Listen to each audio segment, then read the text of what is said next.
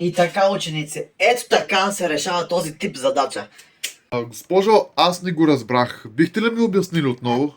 Аз вече го каза, Иване. Ето, погледни, ще ти обясня. Това е по-подробният начин. Надявам се да ти помогне. И така, педали, ето така се решава корен квадратен. Някакви въпроси? Някой пак да не е разбрал колкото пъти да го обясних, а?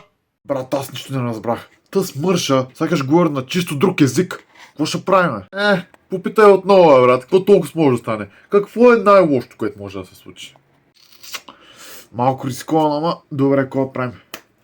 Госпожо, не разбрах задачата. Може да ми обясните как се решава? Отново. Котио. Абе, Перисав, ти малумен ли си, бе? Абе, ти нормална ли си, ма? Търта пастърма. Ако беше обърнал нашето внимание, сега ще да го разбереш, ама ти постоянно си пиш чеки и почина нон-стоп.